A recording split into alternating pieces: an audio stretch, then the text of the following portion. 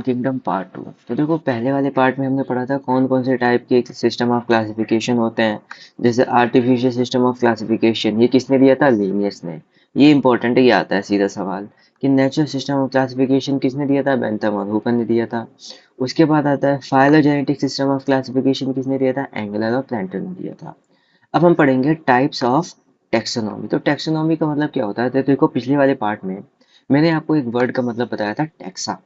Taxa का क्या मतलब होता है? कोई भी कैटेगरी, जैसे एनिमल से कैटेगरी है, मैमल से कैटेगरी है, रेप्टाइल से कैटेगरी है, बर्ड से कैटेगरी है, ठीक है, उसको बोलते हैं टैक्सा। ठीक है, कैटेगरी का ही दूसरा नाम क्या है? टैक्सा। बस एक ज्यादा टेक्निकल टर्म है।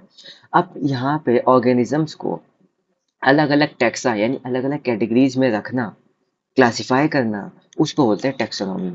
टैक्सोनॉमी का मतलब क्या हुआ कि अलग अलग टैक्सा में यानी अलग अलग कैटेगरीज में जो ऑर्गेनिजम्स हैं उनको रखना। ठीक है। अब यहाँ पे डिफरेंट टाइप की टैक्सोनॉमी होती है, जैसे न्यूमेरिकल टैक्सोनॉमी। न्यूमेरिकल टैक्सोनॉमी जो होती है कंप्यूटर्स की मदद से की जाती है, इस वजह से बहुत ज़्यादा एडवांस होती है। Based on all observable characters, यानी कि जितने भी characters, both internal and external, internal भी एक्सटर्नल भी कैरेक्टर्स, जितने भी हम ऑब्जर्व कर सकते हैं उन सब को यहाँ पे कंसिडर किया जाता है।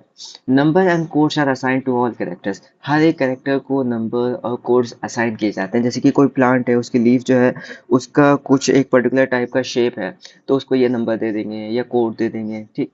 Each character is given equal importance, और यहाँ पे चाहे सेक्सुअल कैरेक्टर हो चाहे वेजिटेटिव कैरेक्टर हो, दोनों को बराबर महत्व दिया जाता है, इंपॉर्टेंस दिया जाता है।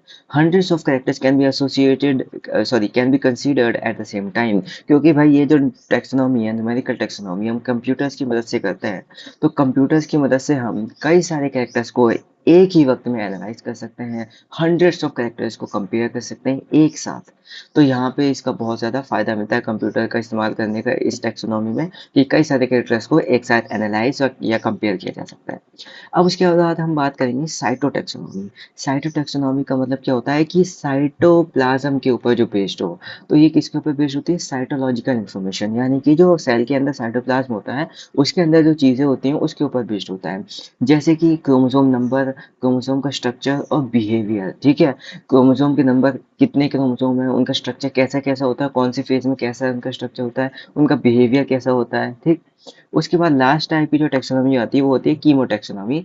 तो कीमो टेक्सोनॉमी में क्या होता है कि प्लांट के जो केमिकल कॉन्स्टिट्यूएंट्स होते हैं, यानी कि वो केमिकल जिनसे मिलकर के प्लांट बना है, उनका इस्तेमाल करते हैं कुछ कन्फ्यूजन्स होती हैं उनको रिजॉल्व करने के लिए। कन्फ्यूजन मतलब क्या होता है कि जैसे कोई साइंटिस्ट को प्लांट के अंदर कोई भी एक चीज़ है, फिनोमिना है, वो समझ नहीं आ रहा है, तो वो केमिकल्स का इस्तेमाल करते हैं उन फिनोमिनास को समझने के लिए। ये एक बहुत छोटा सा पार्ट था।